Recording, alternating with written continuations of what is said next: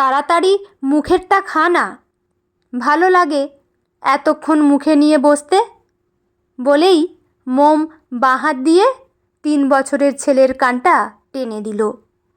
ঘড়িতে দেখল পাক্কা 1 ঘন্টা 15 মিনিট হয়ে গেছে খাওয়াতে বসেছে। অর্ধেক ভাতও শেষ হয়নি। সবজি দিয়ে মাখা ভাত জল ছাড়তে শুরু করেছে। কানটা টানতেই দুবার মুখ নাড়ালো কি নাড়ালো না, আবার মুখটা টোপলা করে বসে রইল। আর চোখ একদম ইউটিউবেই আটকে রয়েছে। এই সময়টায় অবশ্য মোমো যাবতীয় অকাজের জিনিস সেরে ফেলে। ফ্লিপকার্ট, পার্পল সব খুলে খুলে দেখে কার্ট ভরিয়ে রাখে। পরে এরকমই কোনো খালি সময়ে আবার কার্ট খালি করে, আবার অন্য পছন্দ দিয়ে ভরিয়ে নেয়। কিন্তু সেগুলো আর নিজের বাড়ি অবধি আনে না। ওই এক নেশা ওর, জিনিসপত্র দেখা। ইদানিং অনেক কিছু শিখেছে, আই মেকআপ, জাঙ্ক জুয়েলারি বানানো, কিন্তু সে সবটাই ঘরে থাকা জিনিস দিয়ে। স্ট্র দিয়ে হার বানিয়ে পরে বিকমেরই এক কলিগের ম্যারেজ অ্যানিভার্সারিতে গিয়েছিল। অনেকেই জিজ্ঞেস করেছিল কোথা থেকে কেনা। ও বলেছিল বন্ধুর থেকে। আসলে নিজের প্রচার ও করে না, বিকমও হয়তো পছন্দ করে না। আজও ঠিকঠাক চিনল না ও বিকমকে। বিয়েটা মাত্র 1 বছরের মধ্যেই হয়ে গিয়েছিল ওদের। মোমের মেজো মামি এনেছিল। মা বাবা তো টগবগিয়ে ফুটছে, এমন চাকরি, বালিগঞ্জ এরিয়াতে এরকম ফ্ল্যাট, নির্ঝঞ্ঝাট ফ্যামিলি, আর কি চাই। আর মোমো তখন সদ্য প্রেমে আঘাত পেয়েছে, তাই আশপাশ না ভেবে রাজি হয়ে গিয়েছিল। প্রথম আলাপেই বুঝেছিল যে এর সঙ্গে ঘর করা কঠিন হবে, কিন্তু তাও বিধাতার ইচ্ছের দোহাই দিয়ে বিয়েটা হয়েই গিয়েছিল। মোবাইলে স্ক্রল করতে করতে অনেক সময়ই হয়, চোখ আর মন এক জায়গায় থাকে না। দুটোকে এক করবে বলে ছেলের দিকে তাকাতেই মাথাটা গরম হয়ে গেল। মুখেরটা তখনও মুখে। গ্লাস তুলে খানিকটা জল খাইয়ে দিল, যাতে জলটা খাওয়ার সময় মুখে থাকা ভাতটাকে নিয়ে যায়। ওটা যেতেই বড় করে আর একটা গ্লাস ঢুকিয়ে দিল বোতামের মুখে। আবার দুজনেই মোবাইলে আটকে গেল। মোমের সিরিয়াল দেখার নেশা নেই, ভাগ্যিস নেই, তাহলে নিয়মে বাধা পড়ত। আঙুল নাড়াতে নাড়াতেই হঠাৎ থেমে গেল মোম। দেখল সুচেতা বোস। এ কি সেই সুচেতা? ওর সঙ্গেই এক বেঞ্চে বসত ক্লাস 6 থেকে 9। সঙ্গে সঙ্গে প্রোফাইলটা খুলে দেখল 19 জন মিউচুয়াল ফ্রেন্ড। নিশ্চিত এই সেই সুচেতা। এক বেঞ্চে বসত ঠিকই, কিন্তু অতটাও সদ্ভাব ছিল না। আসলে এক বেঞ্চে বসলেও ওরা শেষের দিককার স্টুডেন্ট ছিল। প্রোফাইল পিকটা খুলে দেখল, কি সুন্দর লাগছে। 282টা লাইক আর 152টা কমেন্ট। অথচ মোম শুধু পড়াশোনাতেই প্রথম সারির মেয়েদের একজন তা নয়, দেখতেও ছিল অসাধারণ সুন্দরী। আজ অবশ্য সে কথা লোকজনকে বিশ্বাস করানো কঠিন। সারাদিন এরকম দুরন্ত ছেলের পেছনে দৌড়ানো, তারপর সংসার, কোথায় রূপ আর কোথায় গুণ। পাশ ঘুরে তাকিয়ে দেখল বোতামের মুখের ভাত শেষ। চোখটা ফিরিয়ে নিয়েও আবার তাকালো, ঠিক দেখছে কিনা বোঝার জন্য। গালটা টিপতেই বোতাম হাঁ করল, আর একটা বড় গ্লাস তুলে ঢুকিয়ে দিল। বড় গ্লাসের ভাতটা নিতে না পেরে গিলে ফেলছে বুঝে একটু যেন শান্তিতে মোবাইলে ফিরল মোম। তখন বড় করে খোলা সুচেতা খুব উৎসাহ ভরে ওর প্রোফাইলটা দেখতে থাকলো। এটা নিশ্চিত ও এখন বড়লোক ঘরের বউ।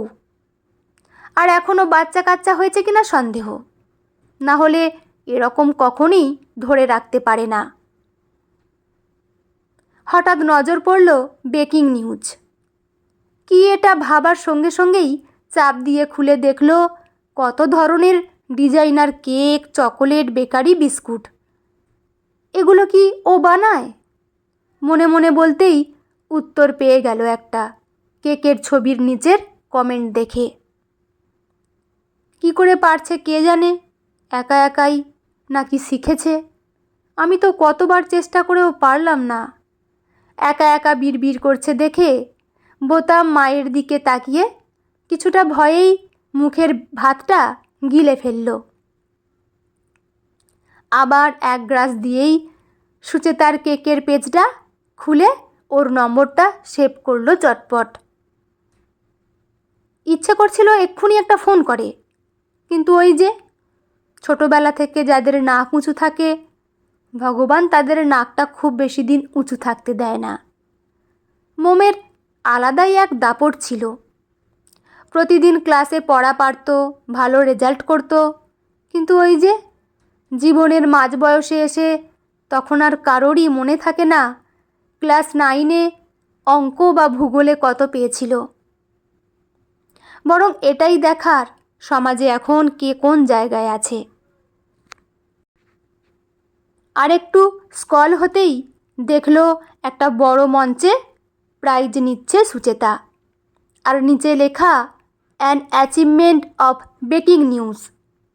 আর প্রাইজটা দিচ্ছে আহার রান্নার প্রোগ্রামের হোস্ট মনিকা মিত্র। এবার বুকের কোথায় একটা চিনচিনে ব্যথা অনুভব করলো মোম। ও তো ইকোনমিক্স এমএসসি পাশ করে দুটো কলেজে গেস্ট লেকচারার ছিল। খুব যে পকেট ভর্তি টাকা আসতো তা নয়, কিন্তু সম্মানটা কি অস্বীকার করা যায়? বিয়ের আগে বা পরে কখনোই বিক্রম চাকরি ছাড়ার কথা কিচ্ছু বলেনি। শুধু একটাই কথা বলেছিল, বাচ্চা এসে গেলে আর এত দূরে গিয়ে কিছু করতে হবে না। এসেও ছিল। ভগবানের আশীর্বাদ নাকি বিক্রমের মনের ইচ্ছের জোরে জানা নেই মোমের। বিয়ের 7 মাসের মধ্যে প্রেগনেন্ট হয় মোম, আর সঙ্গে চাকরিটাও ছেড়ে দিতে হয়। ভেবেই একটা দীর্ঘশ্বাস ফেলে তাকালো বোতামের দিকে। এখনও মুখে ভাত। এবার ধৈর্যও যেন ফুরিয়ে এসেছে।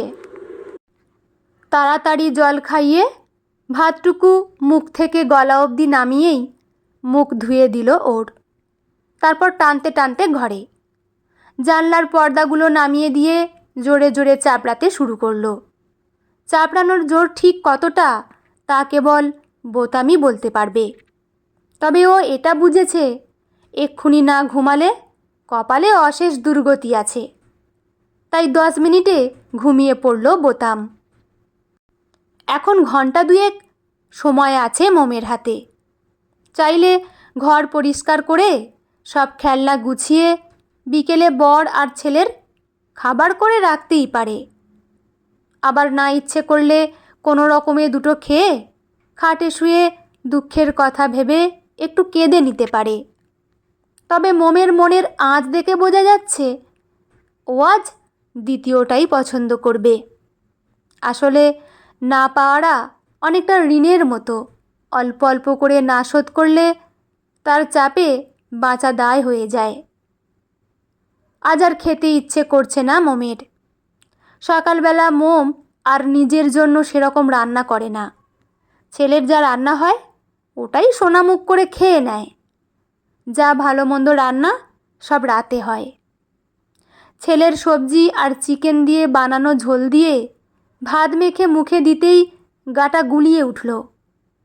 কিছুতেই আর খেতে ইচ্ছে হলো না। খালি মাথায় এটাই ঘুরছে, আজ ওর কোথায় থাকার কথা আর কোথায় আছে। এই সুচেতার আজ কত নাম ডাক, শুধু কেক বানিয়ে, অথচ মোম। ভেবেই খাওয়া ছেড়ে উঠে পড়ল।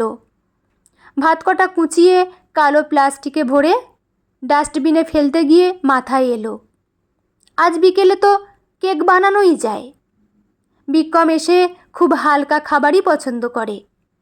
কেক আর মিল্কশেক দিতে পারে। একই খাবার তো বোতামও খেতে পারবে। রান্নাবান্না নিয়ে খুব বেশি এক্সপেরিমেন্ট করে না মোম, ভালো লাগে না ওর। কিন্তু 3 দিন ছুটি নিয়েছে বোতামের আয়া। এই 3 দিন বিকেলে ও নিত্য নতুন কেক বানাবে। আর ইউটিউবে পাওয়া যায় না এমন কিছু নেই। এঁটো টেবিলটা বেশ উৎসাহ নিয়েই চেপে চেপে মুছে মোবাইল থেকে কেক বানানোর রেসিপি খুঁজতে গিয়ে দেখলো সেখানেও সুচেতার ভিডিও। ভরসা করে ওটাই খুলল। রান্নাবান্নাতে খুব একটা নেশা বা ইচ্ছে কোনোটাই খুব একটা ছিল না। তবে কেক জিনিসটা বহুবার চেষ্টা করেছে, কোনোবারই ঠিকঠাক হয়নি। কোনোটা শক্ত হয়ে যায়, কোনোটা আবার ময়দার গন্ধ বেরোয়। কিছু একটা জিনিসের পরিমাণ এদিক ওদিক হচ্ছে বুঝতে পারছে, কিন্তু ধরতে পারছে না। ইউনিভার্সিটির রেজাল্ট বেরোতেই 2টো কলেজে গেস্ট লেকচারার হিসেবে যোগ দিয়েছিল মোম। কিন্তু কোনো কিছুতেই তখন আর মন বসছিল না। প্রেম হারানোর দুঃখের থেকেও ঠকে যাওয়ার অনুভূতিটাই তাকে বেশি কষ্ট দিচ্ছিল। এতদিন পরেও সেই সময়টার কথা ভাবলে ভীষণ অসহায় লাগে। তবু থেমে থাকার উপায় নেই। অপমান আর শূন্যতা বুকে নিয়েই দিন কাটছিল মোমের। হঠাৎ একদিন কলেজ থেকে ফিরে দেখল মেজো মামি এসেছে। আড়াল থেকে বলতে শুনল, ছোটদি, তুমি জামাইবাবুকে বলো খোঁজ নিতে, খুব ভালো ছেলে, অনেক কষ্ট করে বড় হয়েছে। ছোটবেলায় বাবা মারা গেছে, কি বিশাল কোম্পানি বানিয়েছে নিজের। তোমার ভাই বলল, অনেক লোক কাজ করে ওর অফিসে, অ্যালুমিনিয়ামের ফয়েল তৈরির কারখানা, বিদেশেও যায় সেসব। বালিগঞ্জ প্লেসে কি দারুণ ফ্ল্যাট বানিয়েছে। সব গুছিয়েই দুম করে মাটাও মরে গেল। দিদিভাই বলছিল, ছেলেটা ছোট থেকেই শান্ত, এখন যেন আরও চুপচাপ হয়ে গেছে। এবার বাইরে থেকে সবটাই ধীরে ধীরে বোধগম্য হলো মোমের। মামি কোনো সম্বন্ধ এনেছে মোমের জন্য। মামি বা বলছে কেন, মামির দিদিভাই আসল কালপ্রিট, এতে আর সন্দেহ রইল না। সে যাগ্গে, কিন্তু কার কথা বলছে ওরা? মা নেই, বাবা নেই, তবু একজন মানুষ এভাবে দাঁড়িয়ে থাকে কিভাবে? আর সামান্য দ্বীপ নেই বলে মোমের জীবনে যেন একরাশ শূন্যতা। এই শূন্যতাটা যেন মোমের ভেতরটাকে প্রতিদিন একটু একটু গলিয়ে দিচ্ছে। খাওয়া, ঘুম, কিছুতেই আর মন বসে না। মাঝে মাঝেই মনে হয় মরে যেতে পারলে বোধহয় সহজ হতো জীবনটা। তবু জীবন তো থেমে থাকে না। তাই একরকম জেদ আর ক্লান্তি মিলিয়ে মোম ঠিক করলো, যদি বিয়ে করতেই হয় তবে এই ছেলেকেই করবে। প্রথম আলাপের দিনেই মোম বুঝে গিয়েছিল, এই মানুষটার সঙ্গে থাকলে অন্তত নিজের ভেতরের স্মৃতিগুলোকে লুকিয়ে রাখতে পারবে। দীপকে নিজের মতো করে মনে রাখার জায়গাটা কেউ কেড়ে নেবে না। এই মানুষটাও বোধহয় তেমনই অতিরিক্ত প্রশ্ন করে না, কাউকে অযথা নাড়াচাড়া করে না। দুজনের মধ্যে একটা নীরব সমঝোতা যেন শুরু থেকেই তৈরি হয়ে গিয়েছিল বিক্রমের সাথে। পুরনো স্মৃতির ফাঁকেই কানে আসলো মোমের, মাম্মাম। ভেতর থেকে ভেসে আসা ডাকটা কানে যেতেই চামচ বাটি ফেলে ছুটে গেল মোম। তাড়াতাড়ি বোতলে জল ভরে বোতামের মুখে ধরিয়ে দিল। ওর মুখে এভাবে জলের বোতল ঢুকিয়ে রাখলে ও আবার ঘুমিয়ে পড়বে। আর মোমো শুয়ে থাকলো ছেলেকে জাপটে। এভাবে থাকলে আরও কিছুক্ষণ ঘুমাবে বোতাম। বোতাম আবার ঘুমিয়ে পড়তেই মোম দ্রুত ফিরে এলো নিজের কাজে। কাঁচের বোলটা মাইক্রো ওভেনে ঢুকিয়ে টাইম সেট করে দিল। এই নিয়ে 4র্থবার কেক বানানোর চেষ্টা, তবু একবারও ঠিক মতো হয়নি। তবু আজ যেন একটা জেদ কাজ করছে ভেতরে। মনে পড়ল, সুচেতা বলেছিল একটা সময় পর টুথপিক দিয়ে দেখে নিতে, কিন্তু ঘরে টুথপিক নেই। একটু ভেবে জনসন বাটস দিয়েই পরীক্ষা করল। আস্তে করে ঢুকিয়ে দেখলো সহজেই ঢুকে যাচ্ছে। বুঝলো এখনও ভেতরটা কাঁচা। আবার টাইমার সেট করে অপেক্ষা করতে লাগলো। মিনিট 3 পর কেকটা বের করে দেখলো এবার উল্টো অবস্থা, পুরো শক্ত হয়ে গেছে, আর একটু হলেই পুড়ে যেত। কেকটার দিকে তাকিয়ে হঠাৎ করেই কাঁদতে ইচ্ছে করলো মোমের। যেন এই ব্যর্থতাটা শুধু কেকের নয়, আরও অনেক কিছুর। কিন্তু সেই মুহূর্তটুকুর দুঃখটাও উপভোগ করতে দিল না বোতাম। আবার ডাক ভেসে এলো, মামাম। সব ছেড়ে রেখে ছেলের কাছেই ছুটে গেল মোম। নিজের না পারা না হওয়াগুলো পেছনে ফেলে রেখেই ছুটল। সন্তানের ডাক যে এমনই। আর ঘুমোলো না বোতাম। মোমও আর চেষ্টা করলো না। বোতামকে টয়লেট করিয়ে গায়ে হালকা পাউডার মাখিয়ে ছাদে নিয়ে এলো মোম। কেকের সাথে হেরে গেছে মোম, নিজের সাথে হেরে গেছে। একটু বিরতি দরকার। বসন্তের বিকেলের এক অদ্ভুত মায়া আছে। সব প্রশ্নের উত্তর সে নাও দিতে পারে, তবু তার নরম হাওয়া মনের ভেতরের গুমোটটা আলগা করে দেয় আস্তে আস্তে। বোতামকে ছাদে ছেড়ে দিয়ে ঠান্ডা হাওয়ায় কার্নিশ ঘেঁষে এসে দাঁড়ালো মোম। পাশের ফ্ল্যাটের বাচ্চাটা আর বোতাম দুজন মিলে একটা বল নিয়েই মেতে উঠেছে খেলায়। হাসি, চিৎকার, দৌড়ঝাঁপ সব মিলিয়ে এক টুকরো সহজ আনন্দ। অথচ সেই আনন্দের বাইরে দাঁড়িয়ে মোমের মনটা ক্রমশ ভারী হয়ে উঠছে। মনে হচ্ছে জীবনের প্রতিটা জায়গাতেই কি তবে সে হেরে যাচ্ছে? হঠাৎই চোখে পড়ল বোতাম তার প্রায় দ্বিগুণ লম্বা বন্ধুর সঙ্গে পেরে উঠতে পারছে না ঠিকই, তবু একবারও হাল ছাড়ছে না। বারবার হারছে, তবু আবার ছুটে যাচ্ছে বলের পেছনে। আর সেই হারতে হারতেই এখন সে বলটাকে বেশ জোরে লাথি মারতে শিখে ফেলেছে। হয়তো এখনও পাঁচিল ছুঁতে পারছে না, তবু চেষ্টাটা থামেনি। এই ছোট্ট দৃশ্যটাই যেন অদ্ভুতভাবে ছুঁয়ে গেল মোমকে। মনে হলো হয়তো জীবনটাও এমনই, একটু সময়, একটু ধৈর্য, আর না হারা মন। তাহলেই একসময় ঠিক পৌঁছে যাওয়া যায়। বোতামের সঙ্গে সঙ্গে সেও যেন নিঃশব্দে বিশ্বাস করে ফেলল, আর কিছুক্ষণের মধ্যেই বলটা পাঁচিল ছোঁবেই। এই ভাবনাটুকুই যেন একটু শান্তি এনে দিল। ঠিক করলো ফ্ল্যাটে গিয়ে আজ ভালো করে সবজি দিয়ে ম্যাগি বানাবে, বোতামকে খাওয়াবে, বিক্রমের জন্য রাখবে, আর নিজেও খাবে। বেশ খিদে পেয়েছে। পেট ভরলে তারপর আবার চেষ্টা করবে কেক বানাতে। হবে না মানে হতেই হবে। এবার থেকে যা করবে মন দিয়ে করবে, আর গা ছাড়া ভাব নয়। এই করতে গিয়ে বিক্রমকে আর নিজের কাছে আটকে রাখা হলো না। সবটাই ছাড়া ছাড়া। শেষ পর্যন্ত চেষ্টা করতেই হবে। মোমো শেষটা দেখতে চায়। সন্ধ্যা নামতেই ছেলেকে নিয়ে ধীরে ধীরে নিচে নেমে এলো মোম। নিজের মনের ইচ্ছে যেন কাজগুলোকে সহজ করে দিল। সন্ধে থেকে রাত অবধি কত রকম রান্না করেছে মোম। আর বিক্রমও যেন আজ ভারী খুশি। না, ওর মধ্যে আদিক্ষেতা নেই, রান্নার প্রশংসা ও করেনি। কিন্তু আজ মোম খুশি, সেটাতেই বোধহয় বিক্রমও খুশি।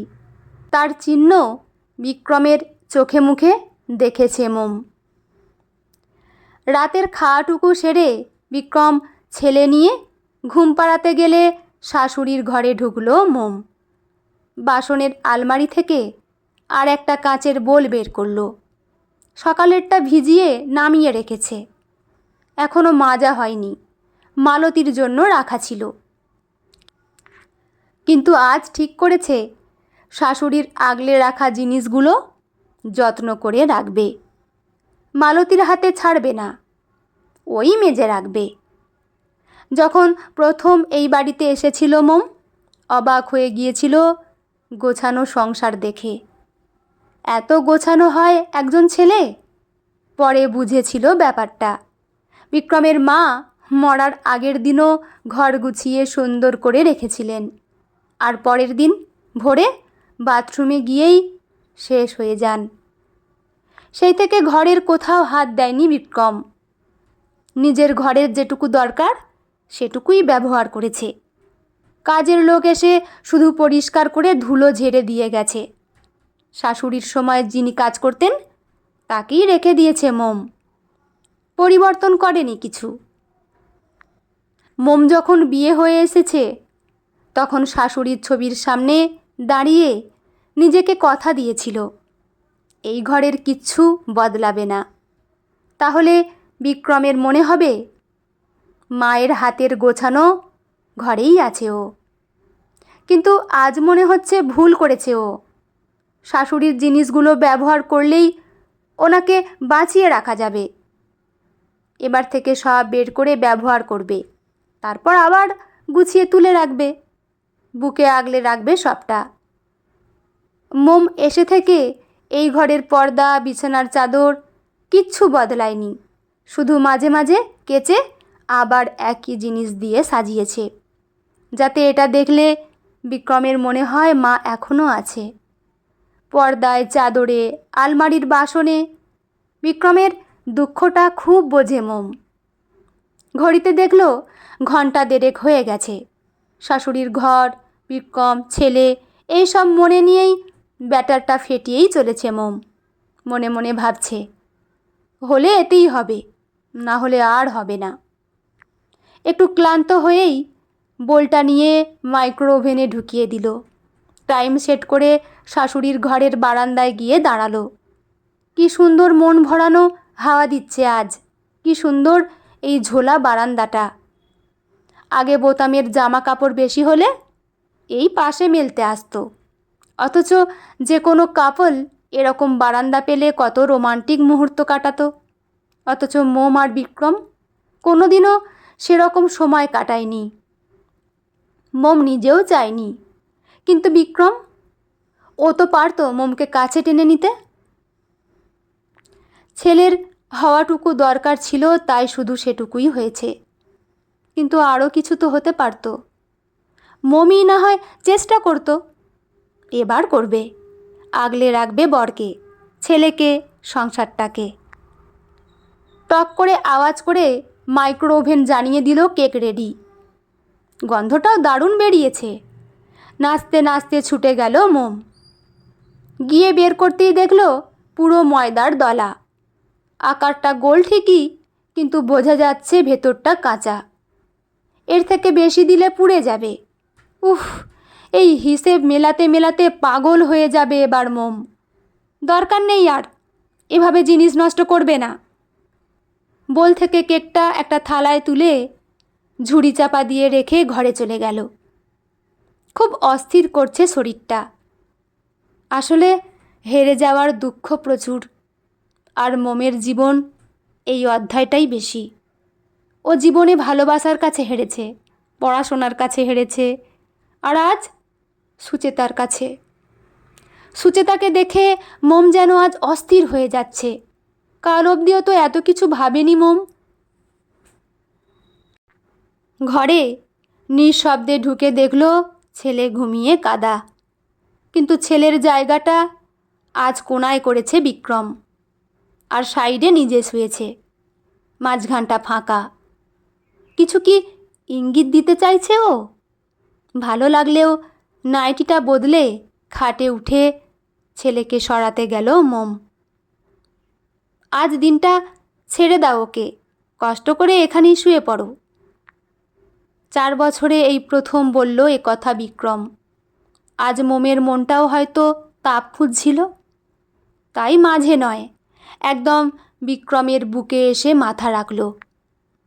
মোম জানে না বিক্রম কি জানে বা কতটা জানে। ও শুধু 2 হাত দিয়ে জড়িয়ে ধরল মোমকে। এই প্রথম হয়তো দুজনেই একদম উদ্দেশ্যহীন হয়ে কাছে এসেছে, একদম কাছাকাছি, যেটাতে কোনো শরীরের চাহিদা নেই, যা আছে সবটুকু মনের। আগের দিন অনেকটা রাতে অনেক ধকল নিয়ে ঘুমিয়েছিল মোম। সকালে যখন ঘুম ভাঙল, দেখল সামনে বিক্রম আর বোতাম বসা। দুজনেই ওর দিকে তাকিয়ে আছে। আর বোতাম বলছে, হ্যাপি বার্থডে মাম্মাম। বিক্রমের মুখেও হাসি। কিছু বুঝতে পারছিল না মোম। তাড়াতাড়ি করে উঠে বসল। দেখল সাইড টেবিলে একটা গোল মতো সুন্দর কেক, কতটা ফোলা, তাতে আবার কাজু, আমন্ড, বাদাম, খেজুর, আঙুর দিয়ে সাজানো। মোমের চোখে মুখে উত্তেজনা। বিক্রমকে বলল, তুমি বানালে? বিক্রম বেশ অবাক হয়ে বলল, নিজেই তো রাতে বানালে, আমি সকালে ড্রাই ফ্রুটস দিয়ে সাজালাম। মোম এবার বেজায় চমকেছে। ভাবছে, ওই কেকটা কিভাবে এরকম হলো।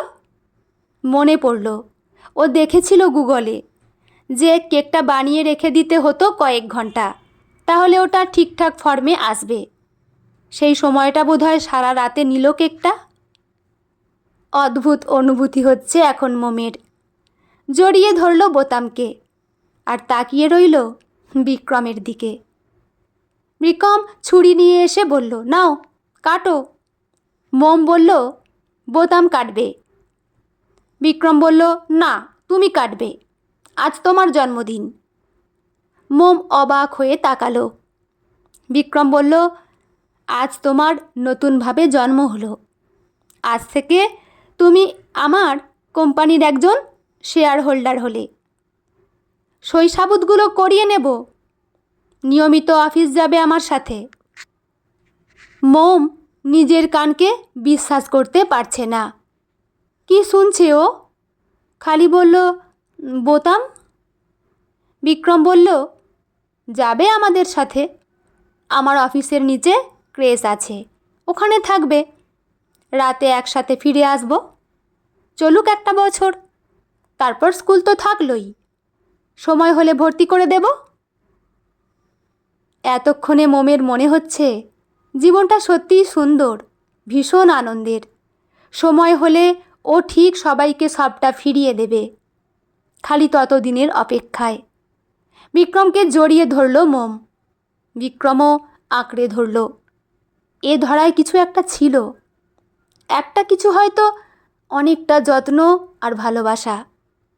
বিক্রমের কাঁধের পেছন থেকে আয়নায় নিজেকে দেখল মোম। একটা হাসি খুশি সুন্দর জিতে যাওয়ার মুখ।